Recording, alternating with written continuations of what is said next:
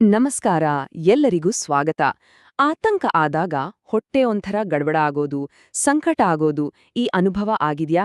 ನಮ್ಮ ಮನಸ್ಸಿಗೂ ಮತ್ತೆ ಈ ಜೀರ್ಣಕಾರಿ ಸಮಸ್ಯೆಗಳಿಗೂ ಒಂದು ಆಶ್ಚರ್ಯಕರವಾದ ಸಂಬಂಧ ಇದೆ.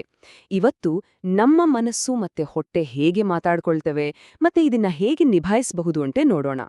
ಹೌದು, ಇದನ್ನ ಸ್ವಲ್ಪ ಡೀಟೇಲ್ ಆಗಿ ನೋಡೋಣ.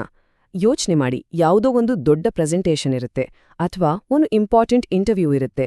ಇದ್ದಕ್ಕಿದ್ದ ಹಾಗೆ ಹೊಟ್ಟೆಯಲ್ಲಿ ಒಂಥರ ತಳಮಳ ಶುರುವಾಗುತ್ತೆ ಅಲ್ವಾ?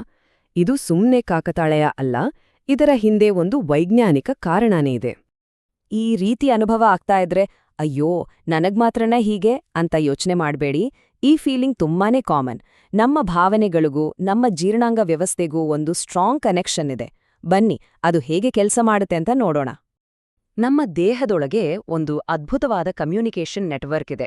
ಅದನ್ನೇ ನಾವು ಕರುಳು ಮಿದುಳಿನ ಸೂಪರ್ ಹೈವೇ ಅಂತ ಕರಿಬೋದು. ಅಂದ್ರೆ ನಮ್ಮ ಮನಸ್ಸು ಮತ್ತೆ ಹೊಟ್ಟೆ ಹೇಗೆ ಕನೆಕ್ಟ್ ಆಗಿದೆ ಅನ್ನೋದನ್ನ ಈಗ ಅರ್ಥ ಮಾಡ್ಕೊಳ್ಳೋಣ. ಬೇಸಿಕ್ಲಿ ಏನಪ್ಪಾ ಅಂದ್ರೆ ಈ ಕರುಳು ಮಿದುಳಿನ ಸಂಪರ್ಕ ಅನ್ನೋದು ನಮ್ಮ ಬ್ರೈನ್ ಮತ್ತೆ ನಮ್ಮ ಗಟ್ ಅಂದ್ರೆ ಕರುಳು ಇವೆರಡರ ನಡುವೆ ನಡೆಯೋ ಒಂದು ಕಂಟಿನ್ಯೂವಸ್ ಮಾತುಕತೆ. ಅದಕ್ಕೆ ನೋಡಿ, ನಮ್ಮ ಕರುಳನ್ನ ಕೆಲವೊಮ್ಮೆ ಸೆಕೆಂಡ್ ಬ್ರೈನ್ ಅಂತಾನೂ ಕರೀತಾರೆ. ಈ ಮಾತುಕತೆಗೆ ಕಾರಣವಾಗಿರೋದೇ ವೇಗಸ್ ನರ ಅಂತ. ಇದನ್ನ ನಮ್ಮ ಬ್ರೈನ್ ಮತ್ತೆ ಗಟ್ ಮಧ್ಯ ಇರೋ ಒಂದು ಟೆಲಿಫೋನ್ ಲೈನ್ ಅಂತಾನೆ ಅಂದ್ಕೋಬಹುದು. ಮೆಸೇಜ್ಗಳನ್ನ ಎರಡು ಕಡೆಯಿಂದ ಪಾಸ್ ಮಾಡ್ತಾ ಇರುತ್ತೆ. ಯಾವಾಗ ನಮ್ಗೆ ಟೆನ್ಷನ್, ಸ್ಟ್ರೆಸ್ ಅಥವಾ ಆತಂಕ ಆಗುತ್ತೋ ನಮ್ಮ ಬಾಡಿ ತಕ್ಷಣ ಒಂದು ಫೈಟ್ ಆರ್ ಫ್ಲೈಟ್ ಮೋಡ್ಗೆ ಹೋಗುತ್ತೆ. ಅಂದ್ರೆ ಹೋರಾಡು ಇಲ್ಲಾಂದ್ರೆ ಓಡಿ ಹೋಗು ಅನ್ನೋ ಸ್ಥಿತಿ. ಈ ಟೈಮಲ್ಲಿ ನಮ್ಮ ಬಾಡಿ ಇರೋ ಎನರ್ಜಿನೆಲ್ಲ ಹಾರ್ಟ್ ಬೀಟ್ ಜಾಸ್ತಿ ಮಾಡೋಕೆ, ಅಲರ್ಟ್ ಆಗಿರೋಕೆ ಯೂಸ್ ಮಾಡುತ್ತೆ. ಆಗೇನಾಗುತ್ತೆ, ಡೈಜೆಷನ್ ತರಹದ ಪ್ರಾಸೆಸ್ಗಳಿಗೆ ಪ್ರಿಯಾರಿಟಿ ಕಮ್ಮಿ ಆಗುತ್ತೆ. ಇದರಿಂದ ಕರುಳಿನ ಚಲನೆ ಜಾಸ್ತಿ ಆಗ್ಬಿಡುತ್ತೆ. ಹಾಗಿದ್ರೆ ಈ ಆತಂಕ ಅನ್ನೋದು ಡಯೇರಿಯಾಗೆ ಹೇಗೆ ಕಾರಣ ಆಗುತ್ತೆ? ಇದರ ಹಿಂದೆ 4 ಇಂಟ್ರೆಸ್ಟಿಂಗ್ ಕಾರಣಗಳಿವೆ. ಬನ್ನಿ ಒಂದೊಂದಾಗಿ ನೋಡೋಣ. ಮೊದಲನೇದು ಫಾಸ್ಟ್ ಮೂವ್ಮೆಂಟ್. ಸ್ಟ್ರೆಸ್ ಹಾರ್ಮೋನ್ಗಳು ನಮ್ಮ ಕರುಳಿನ ಚಲನೆಯನ್ನ ಸಿಕ್ಕಾಪಟ್ಟೆ ಫಾಸ್ಟ್ ಮಾಡ್ತವೆ. ಇದರಿಂದ ಏನಾಗುತ್ತೆ ಅಂದ್ರೆ ಆಹಾರ ಬೇಗ ಬೇಗ ಪಾಸ್ ಆಗತ್ತೆ, ಅದರಲ್ಲಿರೋ ನೀರನ್ನ ನಮ್ ಬಾಡಿ ಹೀರ್ಕೊಳಕ್ಕೆ ಟೈಮೇ ಸಿಗಲ್ಲ. ರಿಸಲ್ಟ್ ಡಯಾರಿಯಾ. ಎರಡನೇದು ಕೆಮಿಕಲ್ ಚೇಂಜಸ್. ನಾವು ಆತಂಕದಲ್ಲಿ ಇದ್ದಾಗ ನಮ್ಮ ಬಾಡಿಯಲ್ಲಿ ಕೆಲವು ಕೆಮಿಕಲ್ಸ್ಗಳು ರಿಲೀಸ್ ಆಗ್ತವೆ. ಇವು ನಮ್ಮ ಕರುಳಿನ ಒಳಗಿನ ಲೈನಿಂಗ್ಗೆ ಕಿರಿಕಿರಿ ಉಂಟು ಮಾಡ್ಬೋದು. ಇದರಿಂದ ಸ್ವಲ್ಪ ಉರಿಯೂತ ಆಗಿ ಜೀರ್ಣಕ್ರಿಯೆ ಸರಿಯಾಗಿ ಆಗಲ್ಲ. ಮೂರನೇ ಪಾಯಿಂಟ್ ಗಟ್ ಸೆನ್ಸಿಟಿವಿಟಿ. ಅಂದ್ರೆ ಸ್ಟ್ರೆಸ್ ನಮ್ಮ ಕರುಳನ್ನ ತುಂಬಾನೇ ಸೆನ್ಸಿಟಿವ್ ಮಾಡ್ಬಿಡುತ್ತೆ. ಆಗ ನಾರ್ಮಲ್ ಆಗಿ ನಡೆಯೋ ಡೈಜೆಷನ್ ಪ್ರಾಸೆಸ್ ಕೂಡ ಒಂಥರ ಕಂಫರ್ಟಬಲ್ ಇಲ್ಲದ ಹಾಗೆ ಅಥವಾ ನೋವು ಆಗ್ತಿರೋ ಹಾಗೆ ಫೀಲ್ ಆಗತ್ತೆ. ಇನ್ನು 4ನೇದು ಬ್ಯಾಕ್ಟೀರಿಯಾದಲ್ಲಿ ಇಂಬ್ಯಾಲೆನ್ಸ್. ದೀರ್ಘಕಾಲದ ಆತಂಕ ನಮ್ಮ ಹೊಟ್ಟೆಯಲ್ಲಿರೋ ಒಳ್ಳೆಯ ಮತ್ತೆ ಕೆಟ್ಟ ಬ್ಯಾಕ್ಟೀರಿಯಾಗಳ ಬ್ಯಾಲೆನ್ಸ್ನ ಹಾಳು ಮಾಡುತ್ತೆ.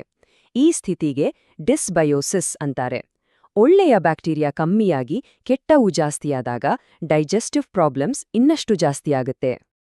ಸರಿ, ಈಗ ಸಮಸ್ಯೆಯ ಮೂಲ ಗೊತ್ತಾಯ್ತು. ಹಾಗಿದ್ರೆ ಇದನ್ನ ಮ್ಯಾನೇಜ್ ಮಾಡೋದು ಹೇಗೆ? ಬನ್ನಿ ಕೆಲವು ಸಿಂಪಲ್ ಮತ್ತೆ ಪ್ರಾಕ್ಟಿಕಲ್ ಸ್ಟೆಪ್ಸ್ಗಳ ಬಗ್ಗೆ ಮಾತಾಡೋಣ. ಇದನ್ನ ನಮ್ಮ ಪರಿಹಾರದ ಟೂಲ್ ಕಿಟ್ ಅಂತ ಅಂದ್ಕೊಳ್ಳೋಣ. ಎಲ್ಲದಕ್ಕೂ ಫೌಂಡೇಶನ್ ಅಂದ್ರೆ ಒಂದು ಹೆಲ್ದಿ ಲೈಫ್ ಸ್ಟೈಲ್ ಅಲ್ವಾ? ರೆಗ್ಯುಲರ್ ಎಕ್ಸರ್ಸೈಸ್ ಮಾಡೋದ್ರಿಂದ ಮನ್ಸು ಮತ್ತೆ ಕರುಳು ಎರಡೂ ಕೂಲಾಗತ್ತೆ. ಹಾಗೇನೆ ಪ್ರತಿದಿನ ಚೆನ್ನಾಗಿ ನಿದ್ದೆ ಮಾಡೋದು, ಬಾಡಿನ ಹೈಡ್ರೇಟ್ ಆಗಿಟ್ಕೊಳ್ಳೋದು ಕೂಡ ಅಷ್ಟೇ ಇಂಪಾರ್ಟೆಂಟ್. ಹೊಟ್ಟೆಗೆ ಸರಿ ಇಲ್ಲದಿದ್ದಾಗ ಒಂದೇ ಸರಿ ಹೊಟ್ಟೆ ತುಂಬ ತಿನ್ನೋ ಬದಲು ಸ್ವಲ್ಪ ಸ್ವಲ್ಪನೇ ಆಗಾಗ ತಿನ್ನೋದು ಬೆಸ್ಟ್. ಬಾಳೆಹಣ್ಣು, ಅನ್ನ, ಟೋಸ್ಟ್ ತರದ ಲೈಟ್ ಫುಡ್ಸ್ ಈ ಟೈಮಲ್ಲಿ ತುಂಬಾನೇ ಹೆಲ್ಪ್ ಮಾಡುತ್ತೆ. ಆಮೇಲೆ ಕಾಫಿ, ಆಲ್ಕೋಹಾಲ್ ಇವನ್ನೆಲ್ಲ ಸ್ವಲ್ಪ ಕಂಟ್ರೋಲ್ ಮಾಡಿದ್ರೆ ಇನ್ನೂ ಒಳ್ಳೇದು.